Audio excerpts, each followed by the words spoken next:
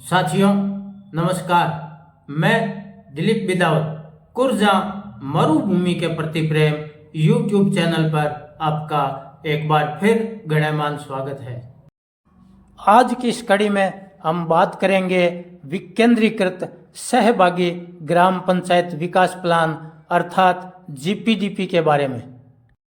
पंचायती राज मंत्रालय भारत सरकार द्वारा पंचायत विकास योजना तैयार करने के लिए जन योजना अभियान सबकी योजना सबका विकास की शुरुआत 2 अक्टूबर 2024 से की गई है। यह अभियान 31 मार्च 2025 तक चलेगा। इस अभियान की विशेषता यह है कि इसमें सहभागिता पर जोर दिया गया है।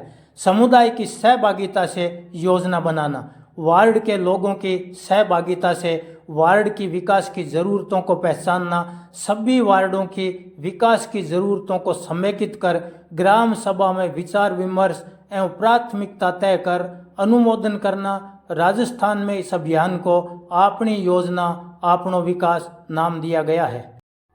ग्राम पंचायत विकास प्लान जीपीडीपी संविधान के 73वें संशोधन में पंचायती राज संस्थाओं की त्रिस्तरीय व्यवस्था को सरकार की शासन व्यवस्था के तीसरे स्तर के रूप में संवैधानिक मान्यता दी गई है। 73वें संशोधन की धारा 243 जी के तहत ग्राम पंचायतों को अपने कार्य क्षेत्र के गांव में समुदाय की सहभागिता से विकास संबंधी योजना बनाने और क्रियान्वयन करने की शक्तियां प्रदान की गई है। ग्राम पंचायतों को प्रतिवर्ष अपने क्षेत्र के विकास का नियोजन करना है। इसे ग्राम पंचायत विकास प्लान अर्थात जीपीडीपी कहा गया है। पंचायतों को हस्तांतरित 11वीं अनुसूची के 29 विषयों को शामिल करते हुए अपने क्षेत्र के आर्थिक विकास एवं सामाजिक न्याय की योजना बनाना एवं उनको क्रियान्वित करना है। राजस्थान अग्रणी राज्य रहा है जिसने विकेंद्रित सहभागी ग्राम पंचायत विकास योजना बनाने के लिए राज्य सरकार से लेकर ग्राम पंचायत स्तर तक योजना निर्माण क्षमता वर्धन के लिए ढांचागत प्रयास किया है। हम सीधे पंचायत स्तर पर आते हैं। योजना निर्माण का मुख्य कार्य ग्राम पंचायत स्तर पर होना है एवं इसी स्तर पर सकारात्मक सहभागिता की आवश्यकता है। ग्राम पंचायत स्तर पर सरपंच की अध्यक्षता में गठित ग्राम पंचायत समन्वय समिति, जिसका संक्षिप्त नाम जीपीसीसी है, की भूमिका विकेंद्रित सहभागी ग्राम पंचायत विकास योजना निर्माण एवं क्रियान्वयन में महत्वपूर्ण है। इसीलिए इस समिति की त्रैमासिक बैठकों के आयोजन का प्रावधान किया गया है। समिति में ग्राम पंचायत स्तर पर कार्यरत विभागीय कर्मचारी सदस्य हैं तथा पदेन ग्राम सेवक, ग्राम विकास अधिकारी सदस्य सचिव है। इस समिति की भूमिका तकनीकी सहयोग दल टीएसजी, जो ग्राम पंचायत स्तर पर गठित किया गया है, द्वारा किए गए वार्डवार वर्तमान स्थिति एवं भावी संभावनाओं के आकलन एवं तकनीकी परीक्षण के आधार पर ग्राम पंचायत विकास योजना को समेकित कर ग्राम सभा में अनुमोदन उपरांत पंचायत समिति को प्रेषित करना है। ग्राम पंचायत स्तर पर गठित तकनीकी सहयोगी दल, संक्षिप्त नाम टीएसजी, की विकेंद्रित सहभागी ग्राम पंचायत विकास योजना निर्माण में महत्वपूर्ण भूमिका है। ग्राम पंचायत स्तर पर कार्यरत कर्मचारी, अनुभवी सेवानिवृत्त अधिकारी, तकनीकी विशेषज्ञ, महाविद्यालयों के विषय विशेषज्ञ, गैर सरकारी सामुदायिक संगठन, स्वैच्छिक संगठन सदस्य है। यह समूह पंचायत के प्राकृतिक, भौतिक, मानव संसाधनों की वर्तमान स्थिति, क्षमताओं, आर्थिक सामाजिक रूप से पिछड़े समूहों की स्थिति का आकलन एवं बेहतरी तथा क्षमतावर्धन की संभावनाओं के सुझाव योजना निर्माण हेतु ग्राम पंचायत समन्वय समिति को सौंपना एवं ग्राम सभा में सभी वर्गों की भागीदारी के लिए लोगों को जागरूक करना है। आइए जानते हैं ग्राम पंचायत विकास योजना के क्रियान्वयन अर्थात विकास योजना में प्रस्तावित गतिविधियों व कार्यक्रमों के लिए वित्तीय संसाधनों की उपलब्धता कहां से होती है।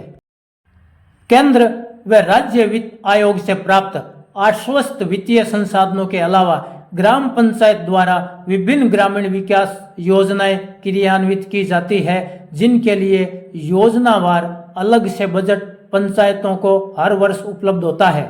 जैसे महात्मा गांधी नरेगा योजना, राष्ट्रीय ग्रामीण आजीविका मिशन, प्रधानमंत्री ग्रामीण आवास योजना, जल ग्रहण विकास, MPMLA क्षेत्रीय विकास योजना कोष, क्षेत्रीय विकास योजनाएं आदि। अन्य वित्तीय संसाधन हैं जैसे हस्तांतरित विभागों की योजनाएं, विभिन्न विभागों द्वारा संचालित राज्य व केंद्र सरकार की योजनाएं तथा कार्यक्रमों के अतिरिक्त ग्राम पंचायत की निजी आय एवं जन सहयोग तथा कॉरपोरेट सामाजिक रेस्पॉन्सिबिलिटी CSO से अनुदान ग्रांट भी प्राप्त की जा सकती है। आम लोगों का वास्ता स्थानीय सरकार अर्थात ग्राम पंचायत से होता है। ग्राम पंचायत समन्वय समिति, तकनीकी सहयोग दल, ग्राम सभा, वार्ड सभा, महिला सभा, यह सभी सहभागिता के मंच हैं।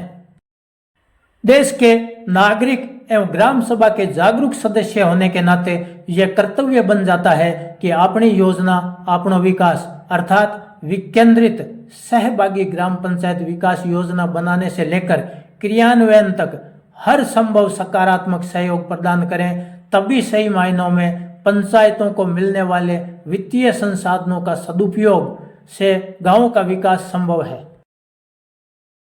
सभी सरकारी कार्यक्रमों में समुदाय की सहभागिता के लिए गठित समितियों के अनुभवी सदस्यों को ग्राम पंचायत विकास प्लान में तकनीकी सहयोग दल के मार्फत जोड़ना चाहिए। जैसे ग्राम चारागाह विकास समिति, बंजर भूमि एवं चारागाह विकास समिति, जैव विविधता समिति, ग्राम जल एवं स्वच्छता समिति, ग्राम स्वास्थ्य स्वच्छता एवं पोषण समिति, जल ग्रहण समिति, स्कूल प्रबंधन समिति आदि।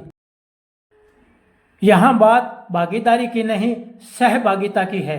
ऐसी प्रक्रियाएं अपनाना जिसमें लोग योजना निर्माण संबंधी अपने अनुभव आधारित विचार, राय, मत प्रकट कर सकें तथा महत्वपूर्ण योगदान दे सकें।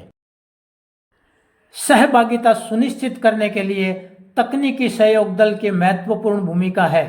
कुछ टेस्टेड प्रचलित सहभागी प्रक्रियाएं हैं जिनका परिचय कराते हुए ग्राम पंचायत एवं तकनीकी सहयोग दल से अपेक्षा है कि वे इन प्रक्रियाओं को अपनाते हुए कम समय में लोगों की राय जान सकें तथा सहभागिता की परिकल्पना हकीकत में बदल जाए। पहली प्रक्रिया है तकनीकी सहयोग दल सभी वार्डों, संसाधनों, सुविधा स्थलों का भ्रमण करे तथा लोगों से चर्चा करने के साथ साथ स्वयं भी अवलोकन करे तथा समग्र विकास संबंधी आवश्यकताओं को पहचाने, लिखे ताकि योजना में जोड़ सकें। प्रक्रिया 2, सहभागिता से संसाधन नक्शा बनाना तथा उसमें सभी प्राकृतिक, पारंपरिक, भौतिक संसाधनों का चित्रण करना। नक्शा जमीन पर रंगों से अथवा कार्ड शीट पर बनाया जा सकता है। नक्शे में पारंपरिक जल स्रोत, आधुनिक जल स्रोत, चारागाह, स्कूल, आंगनबाड़ी, स्वास्थ्य केंद्र, राशन दुकान, सड़कें, कच्चे रास्ते आदि सभी प्रकार के संसाधन बनाकर एक एक संसाधन पर चर्चा करना। नंबर 1, इनके उपयोग की वर्तमान स्थिति क्या है एवं भावी क्षमतावर्धन की क्या संभावनाएं हैं। 2, उपयोगिता बढ़ाने के लिए क्या करने की जरूरत है। लोगों द्वारा सुझाए गए कार्यों को योजना में शामिल करना चाहिए। प्रक्रिया 3, वार्ड सभा अथवा वार्ड में महिला पुरुषों के छोटे समूहों में चर्चा कर सेवाओं, सुविधाओं की वर्तमान स्थिति एवं भावी विकास की संभावनाओं की पहचान करना। 1, वार्ड की मूलभूत सुविधाएं अर्थात पेयजल, विद्युत, स्वच्छता, साफ सफाई आदि के बारे में चर्चा एवं संभावनाओं की पहचान करना। 2, पात्रता के आधार पर सरकारी योजनाओं से वंचितों की पहचान कर लाभ प्राप्त करने योग्य परिवारों, व्यक्तियों को चिन्हित करना। 3, उनके वर्तमान आजीविका के कार्यों पर चर्चा तथा तकनीकी एवं दक्षता में सुधार की संभावनाओं की पहचान कर योजना में जोड़ना। विकेंद्रित सहभागी ग्राम पंचायत विकास योजना की कुछ खास बातें तकनीकी सहयोग दल के लिए प्रस्तुत है। 1, गांव में जन एवं पशुओं की संख्या के आधार पर पानी की आवश्यकताओं का आकलन करना, वर्तमान में कितनी जरूरत है, कितना कहां से उपलब्ध होता है, कितनी कमी रहती है। पारंपरिक जल स्रोतों से वर्तमान में कितना पानी प्राप्त होता है तथा उनकी जल आवक, भराव, ठहराव की संभावनाओं को पहचानना एवं योजना में जोड़ना।